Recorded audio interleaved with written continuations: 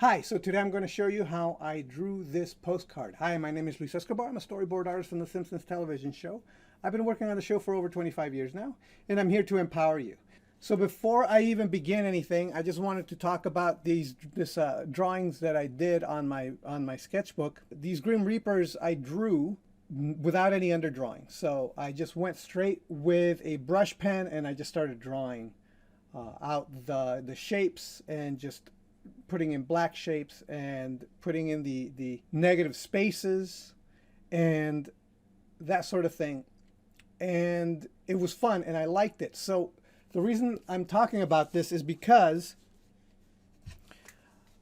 this postcard is kind of an extension of what I did with the Grim Reapers.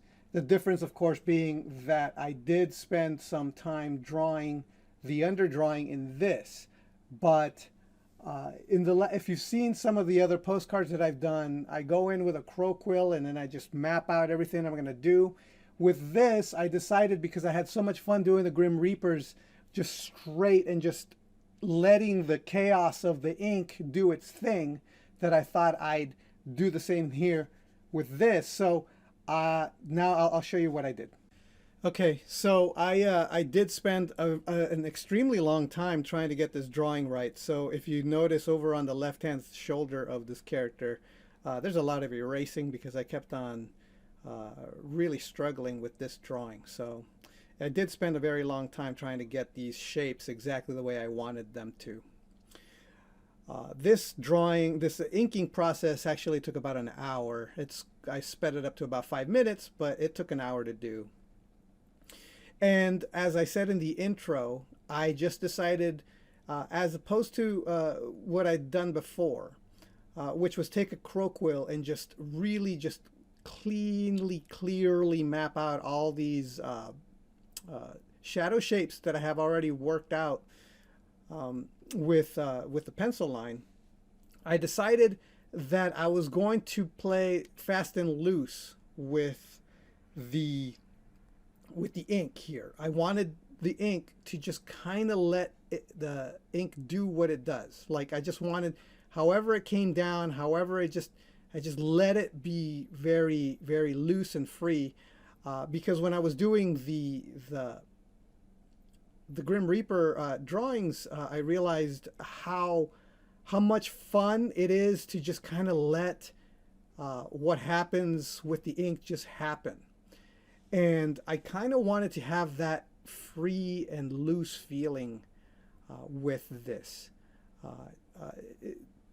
Even though I spent an extremely long time trying to get these shapes just right with my pencil line, this second part, this inking part, I just kind of let things happen.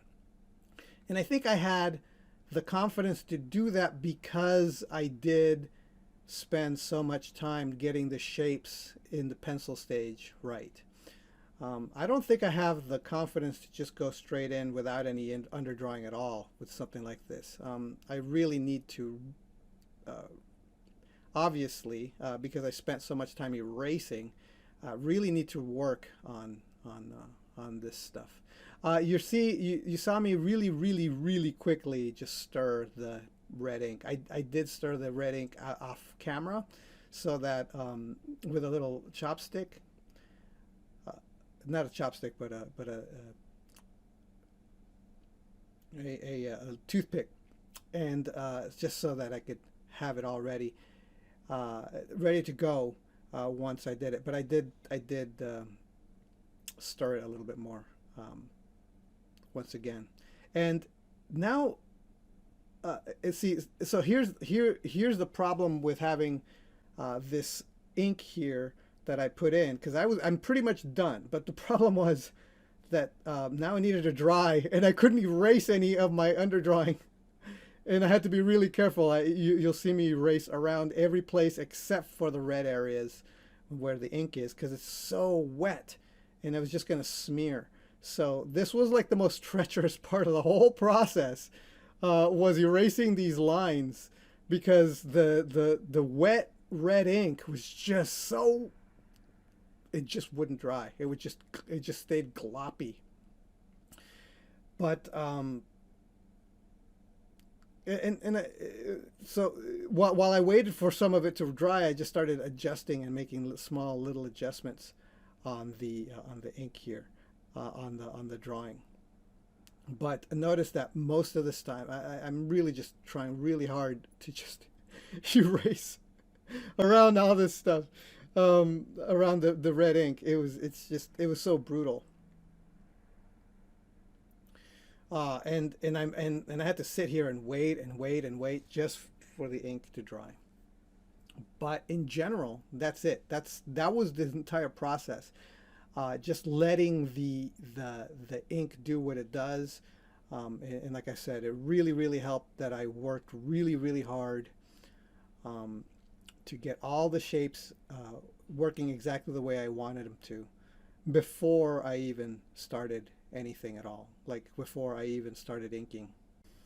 Once I've had this down the way that I wanted to, and the ink was dry, I stared and I looked and I watched this thing for quite a bit of time, and I was like, is there anything else? And so I went in and I just started, you know, just finessing little bits. It's just a matter of just this little thing here, this little thing here. I think maybe I could do this here. Does it need something here? So I added a collar. I started actually drawing just things that I thought were missing, or and adjusting slight little shapes. And that's it. Thank you for watching, and I'll talk to you next time. Bye. So I'm happy to announce that I now have a new drawing lesson called Drafu Guide to Sketching and Gesture Foundations. It's the beginning of the level 2 information that people have been asking me for the drawing website, which will teach you where to start drawing, what to draw when you draw, how to draw from observation, how to draw from imagination, how to draw what you envision, and how to discover what you ought to envision if you don't have anything specific in mind. So if you find any of this interesting, you could follow the link that you see, or you can go to thedrawingwebsite.com, look under level 2, and you'll find a link there.